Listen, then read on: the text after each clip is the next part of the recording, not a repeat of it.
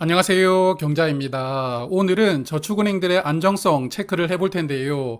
제가 작년 겨울에 22년 6월 기준으로 한번 정리를 했었죠. 이제 저축은행들이 22년 자료를 업데이트를 했습니다.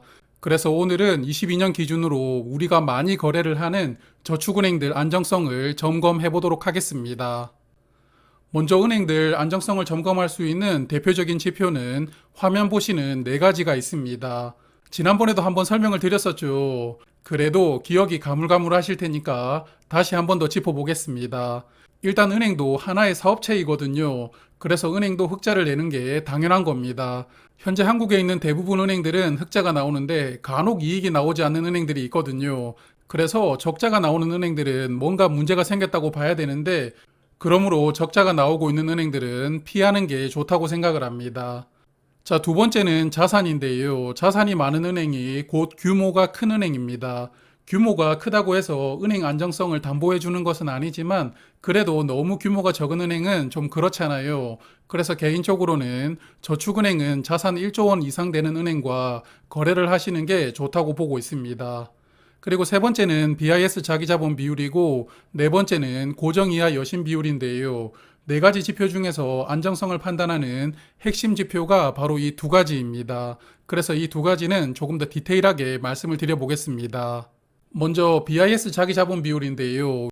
위험자산 대비 자기자본 비율을 의미하는 지표입니다. 쉽게 말씀을 드리면 은행이 돈을 빌려주는데 돈을 빌려간 사람이 갚지 못할 확률이 있겠죠. 그래서 대출은 위험자산으로 분류를 하는데요.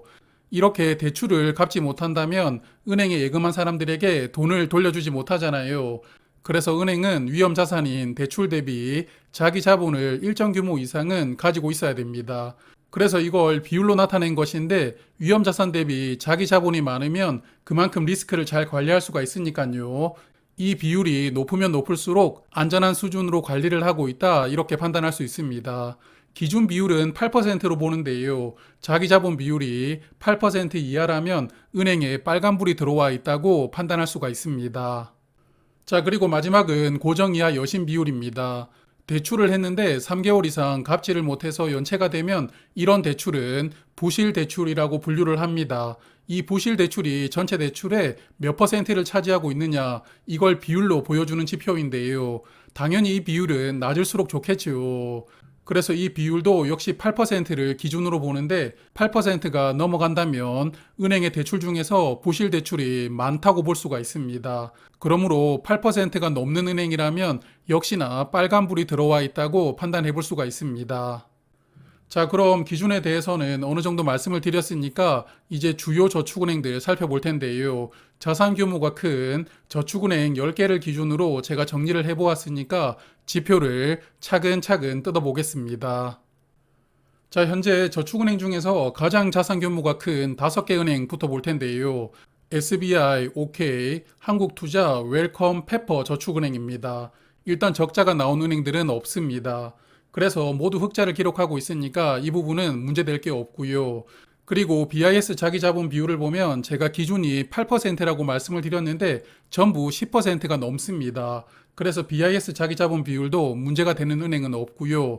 다만 22년 6월과 비교를 했을 때 OK저축은행부터 페퍼저축은행까지는 모두 자기자본 비율이 늘어났거든요. 하지만 SBI저축은행은 줄어들었습니다.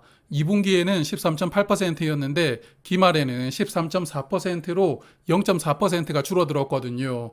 그래도 비율이 13.4%이니까 다른 은행들보다 비율이 더 높잖아요. 그래서 SBI저축은행은 비율이 조금 줄어든 게 문제가 될 것은 없다고 봅니다. 자, 그런데 고정이하 여신 비율에서 빨간불이 들어온 은행이 있는데요. 바로 OK저축은행입니다. 고정이하 여신 비율은 8% 이하여야 된다고 말씀을 드렸는데 OK저축은행은 거의 8%까지 늘어나게 되었습니다. 그러므로 OK저축은행은 부실 대출이 점점 많아지고 있다고 볼 수가 있는데, OK저축은행을 이용하는 분들은 매 분기마다 이 지표가 더 악화가 되는지 체크를 하실 필요가 있겠습니다.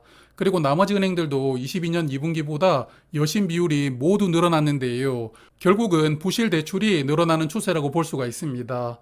그래도 OK저축을 제외하면 나머지 은행들은 비율을 잘 관리하고 있으니까 문제가 될 수준은 아니라고 봅니다. 그리고 웰컴저축은행이 22년 2분기에 4.6%였는데 22년 기말에는 6.3%로 1.7%가 늘어나게 되었거든요. 그래서 약 반년 기간 동안 웰컴저축은행도 부실 대출이 꽤 많이 늘어났다고 볼 수가 있는데 역시나 매 분기마다 잘 관찰하실 필요가 있을 것 같습니다. 자, 그럼 이번에는 나머지 5개 은행을 볼 텐데요. 에큐온, 다올, 상상인, 대신, 하나저축은행입니다. 모두 22년도 흑자를 기록했으니까요. 문제될 것은 없고 BIS 자기자본 비율을 보면 5개 은행 모두 10% 이상 잘 관리가 되고 있습니다. 그리고 22년 2분기보다 기말이 모두 비율이 늘어났거든요. 그래서 이 5개 은행은 자본 건전성을 조금씩 더 높였다고 볼 수가 있습니다. 그리고 이 5군데 은행들은 고정이하 여신 비율도 5% 이하로 잘 관리를 하고 있는데요. 그래서 이 은행들은 현재 기준에서 빨간불이 들어온 은행은 없다고 봅니다. 다만 중간에 상상인 저축은행은 22년 2분기에 고정이하 여신 비율이 2.1%였는데 기말에는 4.5%로 반년 만에 2배 정도 부실 대출이 늘어났거든요. 그래서 여기도 부실 대출이 늘어나는 속도가 빨라지고 있는데 아직까지는 그래도 5% 이하이니까 우려할 만한 수준은 아니라고 생각을 합니다.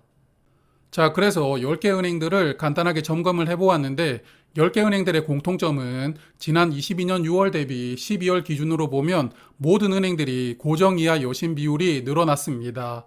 은행 금리가 상당히 빨리 올라왔죠. 그 부작용으로 대출이 연체되는 건수가 점점 늘어나고 있다고 볼 수가 있고요.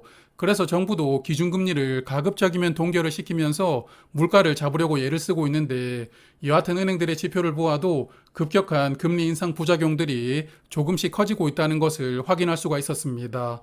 그래서 올해는 은행들이 부실 대출을 잘 컨트롤할 수 있는지가 중요한 포인트가 될 것 같습니다. 자, 그리고 현재 기준으로 예금금리를 많이 주는 은행 3곳도 점검을 해보았는데요. 저축은행 예금금리를 보니까 1년 기준으로 가장 금리가 높은 곳은 조홍저축은행입니다. 현재 금리는 4.5%이고요. 두 번째는 오성저축은행으로 4.3%, 그리고 드림저축은행은 4.1%를 주고 있습니다. 그래서 이 3개 은행의 안정성은 어떤지 체크를 해보았습니다. 일단 3개 은행 모두 자산 규모가 큰 은행들은 아니었습니다. 모두 자산 규모가 5천억 원 미만이었고요. 그래도 22년도에 적자를 기록한 은행들은 없었습니다. 자, 그리고 BIS 자기자본 비율은 3개 은행 모두 훌륭한데요. 전부 10%를 넘고 있고 드림저축은행과 오성저축은행은 20% 정도 되니까 대출 규모에 비해서 자기 자본이 아주 많은 은행이라고 볼 수가 있습니다. 그런데 고정이하 여신 비율에서 문제가 있는 은행이 있는데 조홍저축은행입니다. 고정이하 여신 비율이 12.7%로 기준점인 8%를 약 4.7% 넘고 있는데요. 그래서 이 은행은 대출이 연체되고 있는 부실 대출 건수가 많은 편이라고 볼 수가 있습니다. 현재 저축은행 중에서는 가장 높은 금리를 주고 있지만 안정성 측면이 약간 애매하다고 볼 수가 있는데요. 예금을 가입하시는 분들은 잘 판단해 보시길 바랍니다. 그리고 나머지 두 은행은 여신 비율도 정상 범위에서 잘 컨트롤하고 있다고 봅니다. 자, 그래서 오늘 말씀드린 은행들 대부분은 문제가 없었지만 약간 지표가 불안한 은행들이 있었는데요. 은행 안정성이 불안하게 느껴져서 입출금 통장인 파킹 통장에 들어있는 돈을 다른 은행으로 옮기는 것은 저는 괜찮은 선택이라고 생각합니다. 하지만 만기가 있는 정기예금까지 굳이 해약을 하고 다른 은행으로 옮길 필요는 없다고 보는데요.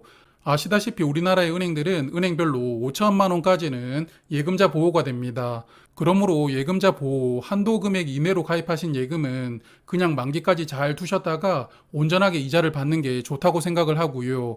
혹시 극단적으로 은행이 파산을 해도 내가 맡겨둔 예금을 찾는 게 시간이 어느 정도 걸릴 뿐이지 결국은 나라에서 예금자 보호 한도인 5천만 원 이하라면 원금과 함께 일정 수준의 이자까지 다 보전을 해줍니다. 그러므로 어떤 은행이든 예금을 가입하시거나 돈을 맡겨두실 때는 꼭 예금자 보호 한도 이내 금액만 맡겨두실 필요가 있고요. 그렇게 맡겨두셨다면 조금 불안하게 느껴지시더라도 괜히 옮겨 다니면서 은행 좋은 일만 시켜주지 말고 약속된 이자를 온전하게 받으시는 게 더 낫지 않나 생각을 합니다. 그럼 저축은행들은 이제 1분기 경영 공시를 아마 다음 달 말 정도에 하지 않을까 예상을 하고 있는데요. 1분기 현황이 공시가 되면 오늘처럼 다시 한 번 더 체크를 해보도록 하겠습니다. 올 한 해도 돈 많이 모으시고요. 오늘도 고맙습니다.